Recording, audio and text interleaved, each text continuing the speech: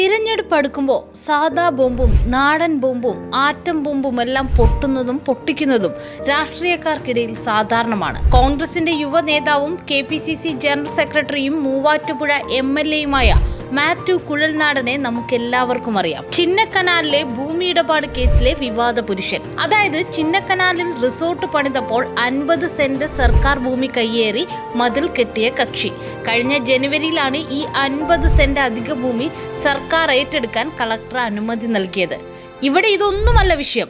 കരിമണൽ ഖനനവുമായി ബന്ധപ്പെട്ട് മുഖ്യമന്ത്രി പിണറായി വിജയൻ CMRL കമ്പനിയിൽ നിന്ന് 100 കോടി രൂപയോളം കൈപ്പറ്റിയെന്നാണ് മാത്യു കുഴൽനാടന്റെ ആരോപണം. ഭൂപരിധി ചട്ടത്തിൽ ഇളവ് തേടിയ KREML കമ്പനിക്കായി റവന്യൂ വകുപ്പിനെ മറികടന്ന് മുഖ്യമന്ത്രി ഇടപെടൽ നടത്തിയെന്നും മാത്യു പറയുന്നു.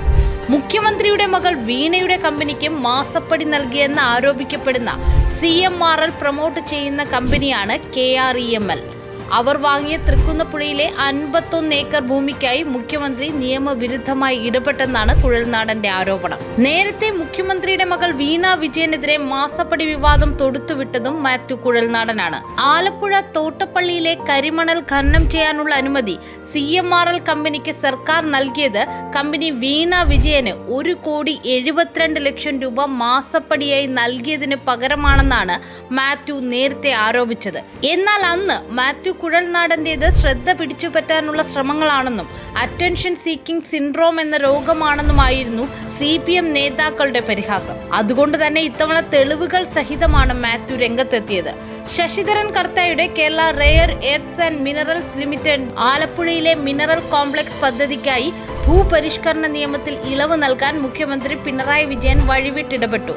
കർത്തായുടെ ഉടമസ്ഥതയിലുള്ള 60 ഏക്കറിൽ 51 ഏക്കറിന് ഇളവ് നൽകാൻ ആലപ്പുഴ കളക്ടർ അധ്യക്ഷനും KSIDC MD അംഗവുമായുള്ള ജില്ലാതല സമിതി 2022 ജൂണിൽ ശുപാർശ ചെയ്തിരുന്നു.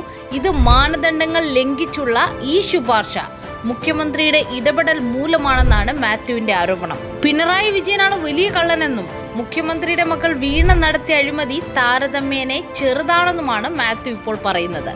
മാസപ്പടി കേസിലെ യഥാർത്ഥ പ്രതി മുഖ്യമന്ത്രിയാണെന്നും പണത്തിന്റെ സിംഹഭാഗവും അതായത് 100 കോടിയോളം രൂപ വാങ്ങിയത് മുഖ്യമന്ത്രി പിണറായി വിജയനാണെന്നും മാത്യു ആരോപിക്കുന്നു.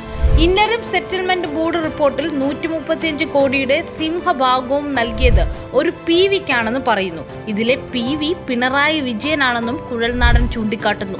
ഈ വിഷയത്തിൽ മന്ത്രിമാരായ P രാജീവനെയും MP രാജേഷിനെയുമൊക്കെ കുഴൽനാടൻ സംവാദത്തിന് വെല്ലുവിളിച്ചിട്ടുണ്ട്. അവരത് സ്വീകരിക്കുമോ, സംവാദത്തിന് തയ്യാറാകുമോ എന്നത് കണ്ടറിയേണ്ടതുണ്ട്.